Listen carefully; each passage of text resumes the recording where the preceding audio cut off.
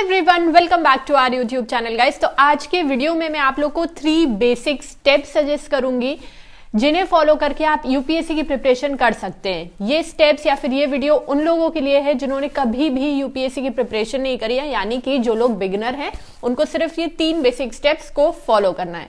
तो चलिए वीडियो को स्टार्ट करते हैं। देखिए फर्स्ट स्टेप क्या है। फर्स्ट स्टेप बहुत ही सिंपल है कि आपको प्रीवियस ईयर के क्वेश्चन पेपर देखने हैं। क्वेश्चन पेपर को देख के आपको कुछ भी समझ में नहीं आएगा। आंसर देना तो एक बहुत दूर की बात है, आपको क्वेश्चंस भी समझ में नहीं आएंगे, बट उसको देख के आपको घबराना नहीं है। शुरुआत में ऐसा सबके साथ होता है, लेकिन आपको फिर भी क्वेश्चंस को आप भले सॉल्व करने की आपको कोशिश नहीं करनी है, बस आपको क्वेश्चंस देखने हैं कि किस टाइप के क्वेश्चंस आते हैं, ताकि आपको पता चल पाए कि यूपीएससी में एक्चुअल में यूपीएससी का लेवल क्या है और कैसे क्वेश्चंस पूछे जाते हैं, किस सब्जेक्ट से किस टाइप के क्वेश्चन पूछे जाते हैं। ठीक है, तो उसके लिए आप लोग क्या कर सकते हैं, उसके लिए दिशा पब्लिकेशन की 27 इयर्स यूपीएससी वाली बुक को आप ट्राई कर सकते हैं। ये बुक हिंदी इंग्लिश दोनों में अवेलेबल है और ये लिखी है one of the best educators जिनका नाम है मृणाल पटेल, जो कि हम सभी को ही पता है कि बहुत अच्छे टीचर है, उन्होंने ये बुक लिखी है।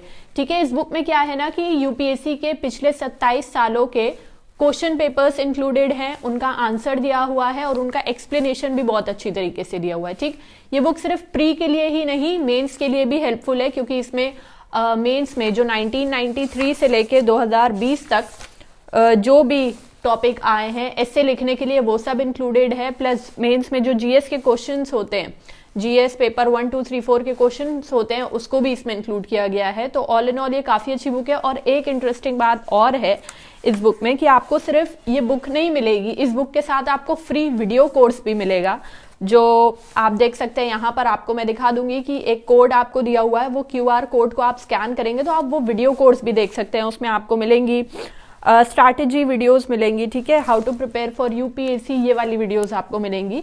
तो ऑल इन ऑल काफी अच्छी बुक है, अगर आप लोग चाहें तो इस बुक को चेकआउट कर सकते हैं।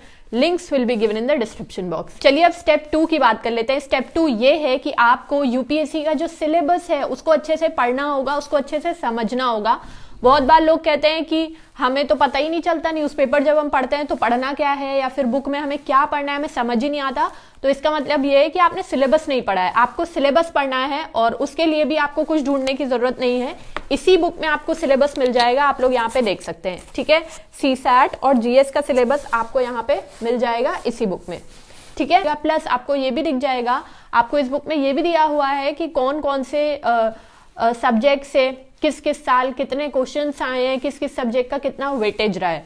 ठीक है, और तीसरा स्टेप ये है कि आपको अपने लिए खुद पता लगाना है कि आपके कौन से ऐसे सब्जेक्ट है जिनके आपके बेसिक स्ट्रांग नहीं है, और ये आप खुद ही कर सकते हैं, क्योंकि कोई दूसरा आपको नहीं बताएगा कि सुनो तुम्हारे इस सब्जेक्ट के बेसिक स्ट्रांग नहीं है, तुमको इसकी एनसीईआरटी पढ़नी है। ठीक है, और जिन भी सब्जेक्ट के आपके बेसिक स्ट्रांग नहीं है, आपको सिर्फ उन्हीं सब्जेक्ट की एनसीईआरटीज पढ़नी है।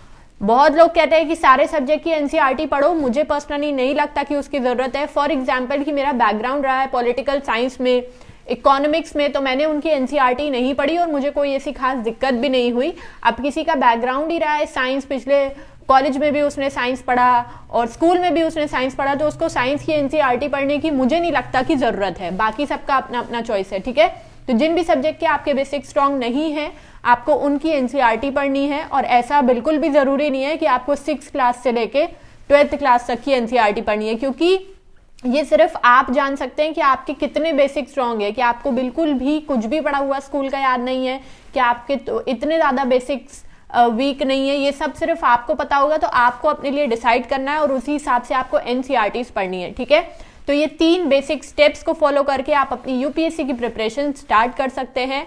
अब आप लोगों से मैं नेक्स्ट वीडियो में मिलूंगी। Till then bye, take care.